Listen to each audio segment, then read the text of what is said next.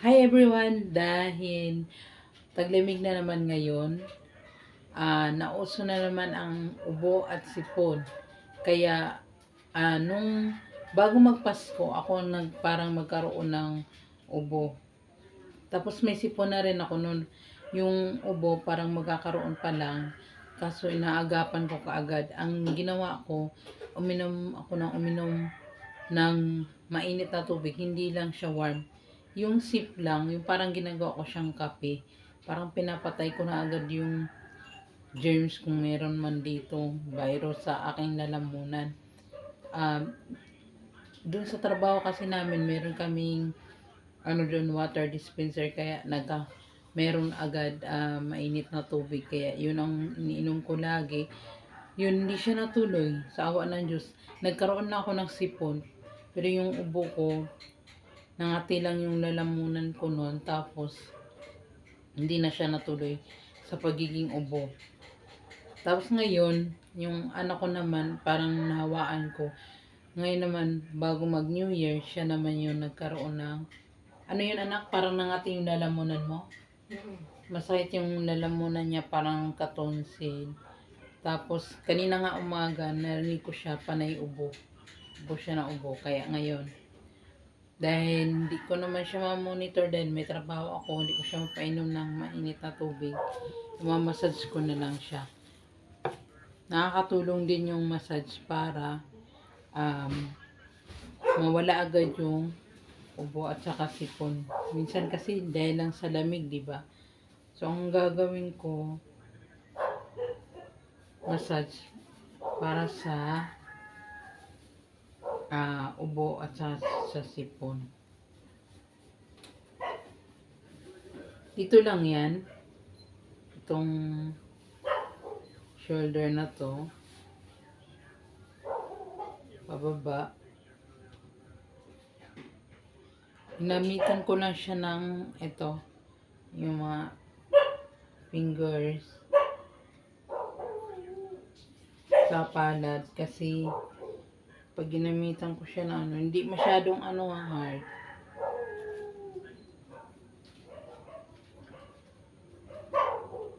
Thumb na rin pero hindi siya hard.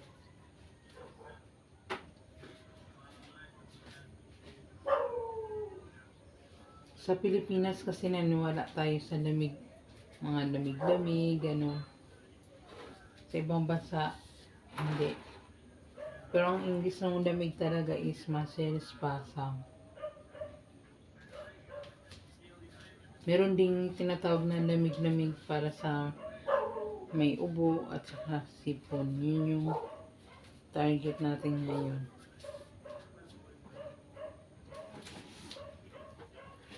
Ang ginamit ko pala ay Vicks.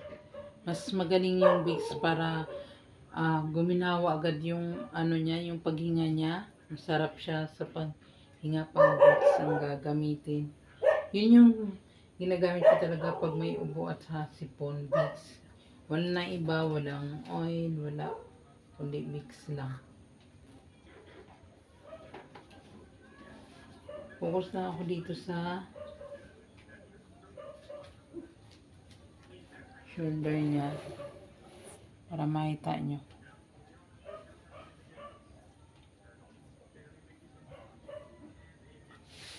Ganyan anak. Ayan.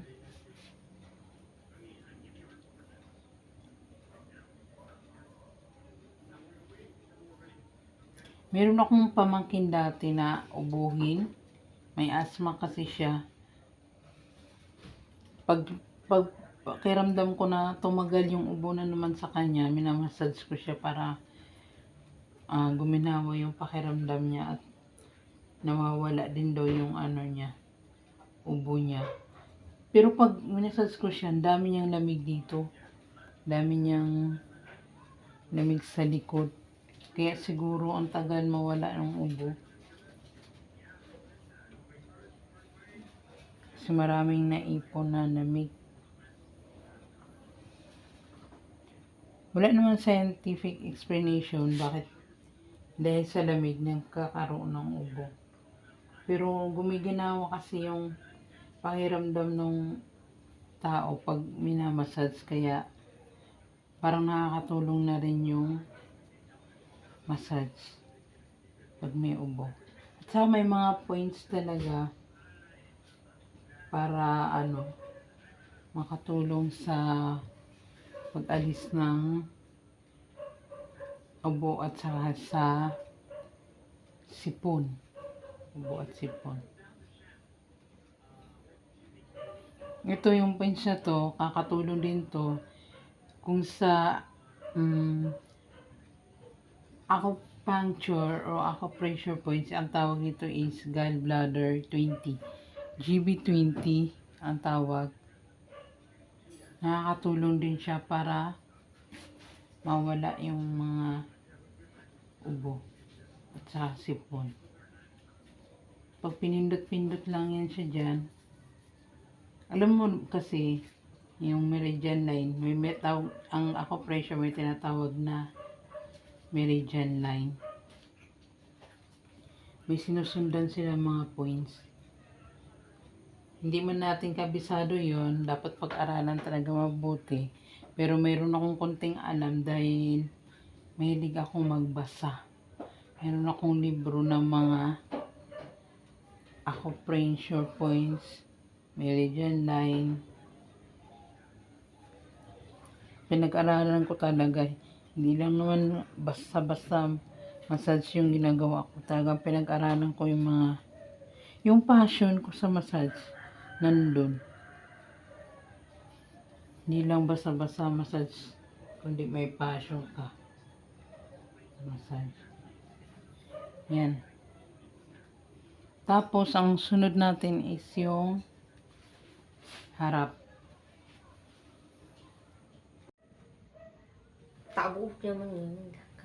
Tapos another naman na dapat i-massage is yung kanyang dibdib.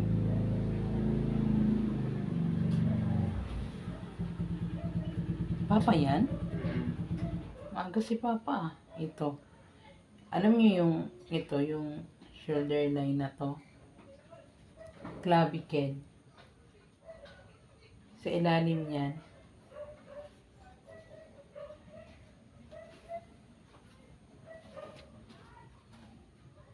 Ay, salamat. Maaga ako. Yan yung ilalim. Hindi ko mahanap. Basta sa ilalim. Ilalim at saka sa taas.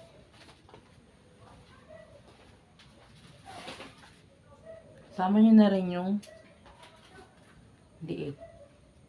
With Vicks ha. With Vicks. Yan o.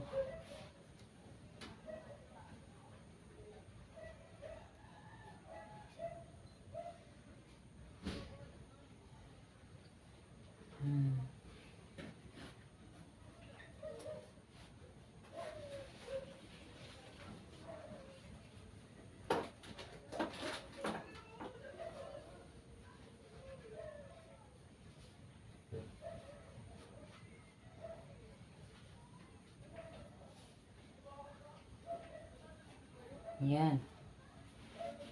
Tapos,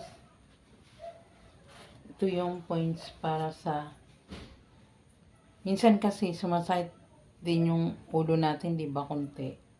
Or magkakaroon tayo ng sinusitis. Pag may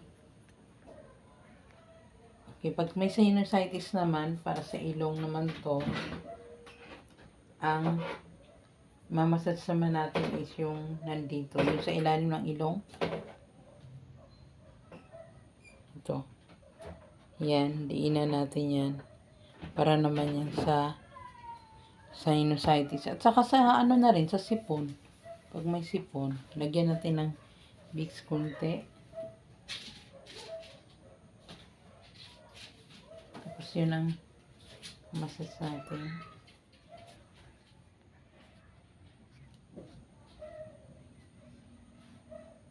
Ayan.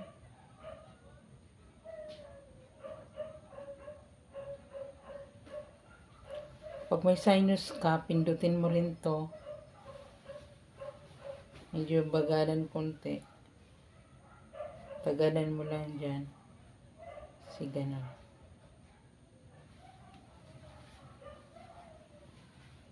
Nakatulong yan siya para yung sa mga barabarang ilong. Pindutin mo lang yan.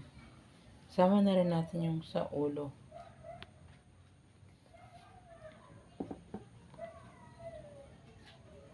Yan, ito. Kasi minsan parang sumasakit din yung ulo mo dahil sa sipon, yung pagbabara, taas.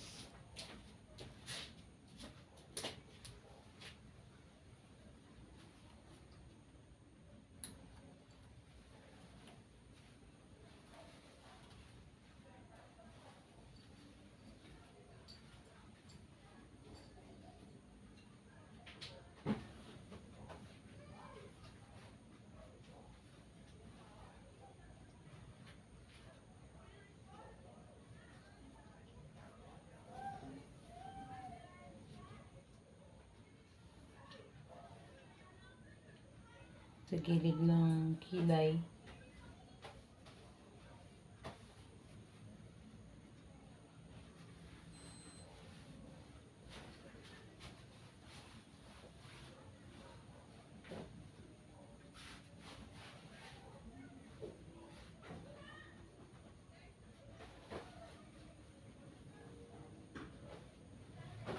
Tapos may pinipindot yan dito.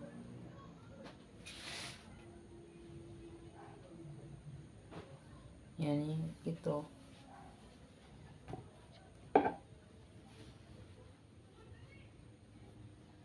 Sa bumbunan.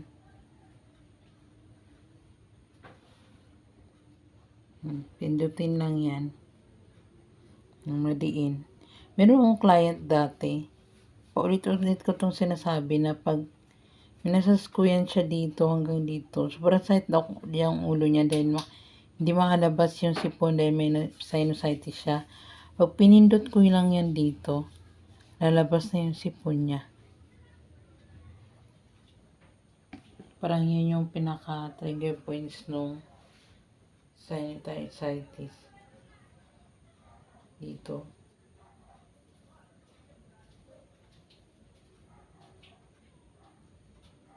Hanggang dito.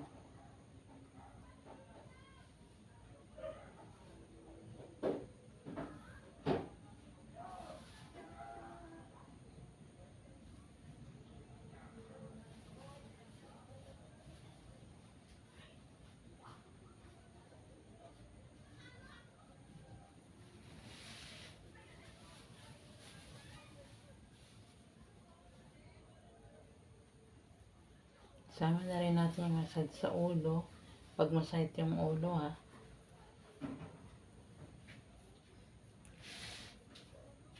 Sa bunutan.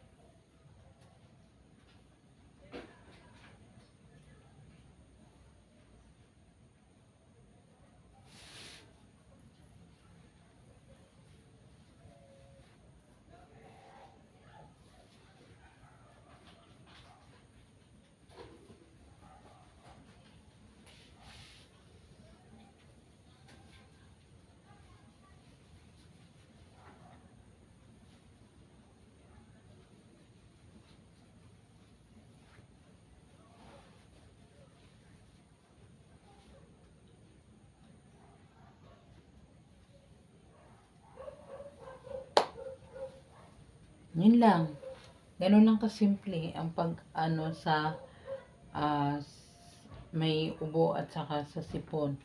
Ito para sa barado. Ito para sa sakit ng ulo. Tapos, yung dito, gallbladder 20, GB20, sama na rin yan. Tapos, yung dito, sa baba, ng clavicle. Clavicle ba tawag nito? Kasi yung buto na yan.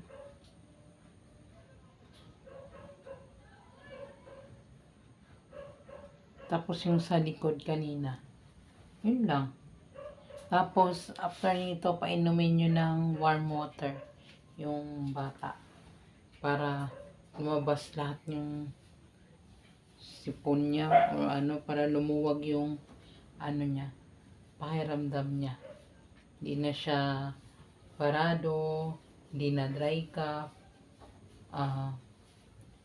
Tuloy-tuloy nyo lang yung pagpainom ng tubig. Tubig lang talaga, water therapy ang nakakagaling din yan. You please like, subscribe, and click the notification bell para lagi kayo updated sa aking mga bagong video. Bye-bye! Thank you for watching!